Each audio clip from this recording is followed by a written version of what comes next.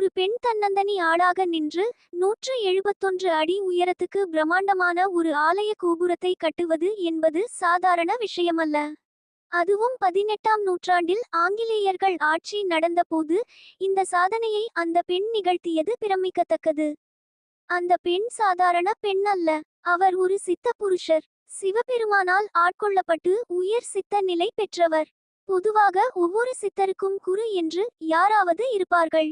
ஆனால் இந்த பெண்ணுக்கு சிவபெருமானே குருவாக இருந்தார். குரு என்று வேறு யாரையும் தேடாமல் பிறவியிலேயே சிவன் மீது சித்தம் வைத்த அந்த பெண் நடத்திய அற்புதங்கள் ஏராளம். அந்த பெண்ணின் பெயர் அம்மணி அம்மாள். பஞ்சபூத தலங்களில் அக்னி தலமான திருவண்ணாமலையில் அவர் வாழ்ந்தார் என்று சொல்வதை விட அற்புதங்களை நிகழ்த்தி அருளாளராக திகழ்ந்தார் என்றே சொல்லலாம். அந்த ஆலயத்தில் வடக்கு பகுதி கோபுரம் மட்டும் கட்டப்படாமல் இருந்தது. அதாவது கோபுரம் கட்ட அடித்தளம் போடப்பட்டு பிறகு ஏனோ கட்டப்பட முடியாமல் அப்படியே மொட்டையாக நின்று போனது.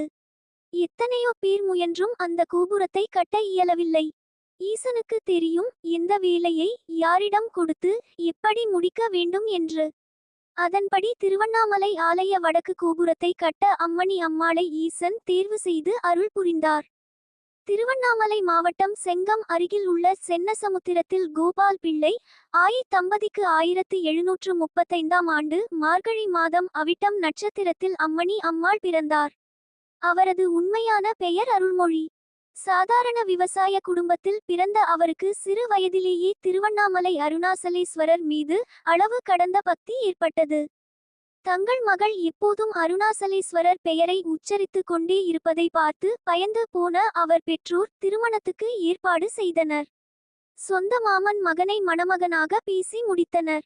இதை அறிந்த அம்மணி அம்மாள், நான் இதற்காக பிறவி எடுக்கவில்லை என்று கூறி வேதனை தாங்காமல் சுமார் 1 மைல் தொலைவில் உள்ள கோமுட்டி குளத்துக்குள் குதித்து விட்டார்.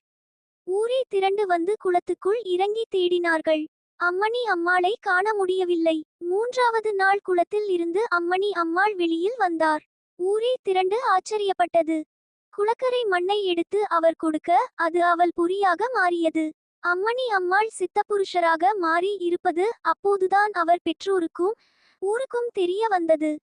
தினமும் அண்ணாமலையாருக்கு தொண்டு செய்வதும் கிரிவலம் செல்வதுமாக இருந்த அவருக்கு ஒரு நாள் வடக்கு கோபுரத்தை கட்டும் பணியை தொடங்கு என்று ஈசன் உத்தரவிட்டார்.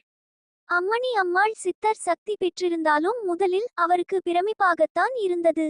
அம்மணி அம்மாளின் ஆற்றலை அறிந்து வியந்த வணிகர்களும் பொதுமக்களும் தங்களால் இயன்றதை கொடுத்தனர்.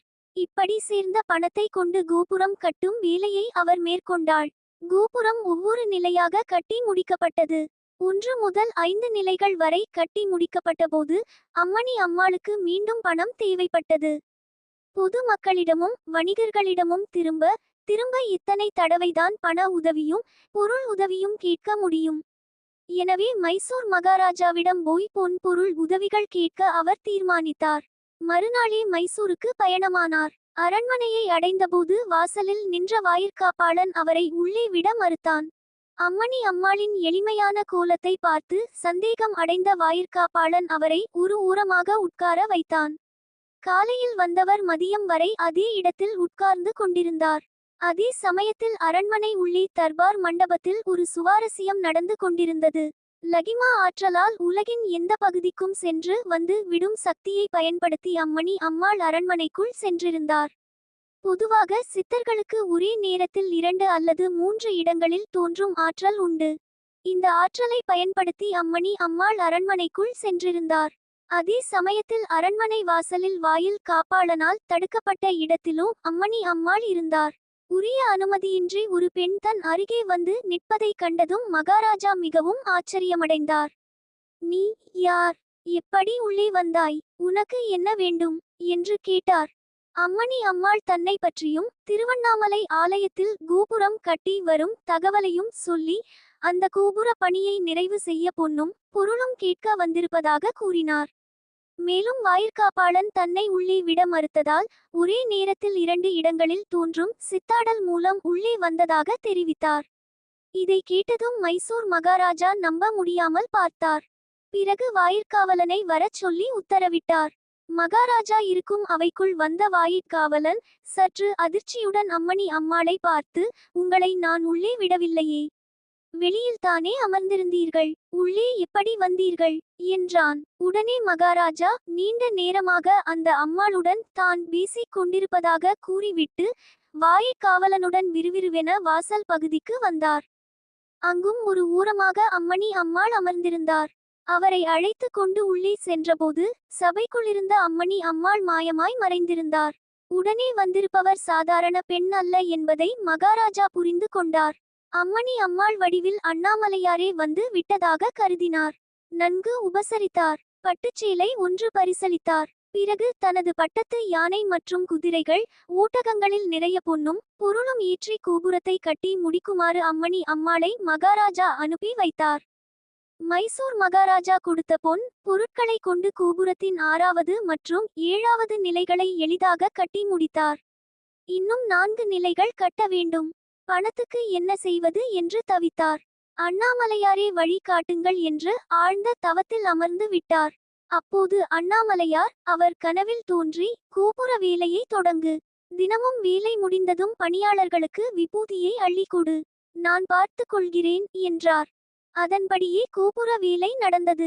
தினமும் மாலை பணியாட்களுக்கு சம்பளத்துக்கு பதில் அம்மணி அம்மாள் திருநீரை அள்ளி கொடுக்க அது அவரவர் செய்த வேலைக்கு ஏற்ற கூலியாக மாறியது.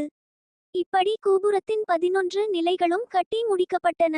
இதன் மூலம் மனதில் துணிச்சலும் இறை அருளும் இருந்தால் எதையும் செய்து முடிக்க முடியும் என்பதை அம்மணி அம்மாள் தெளிவுபடுத்தினார். அவரது விடாமுயற்சியை கண்டு ஆங்கிலேயர்களும் வியந்து நின்றனர்.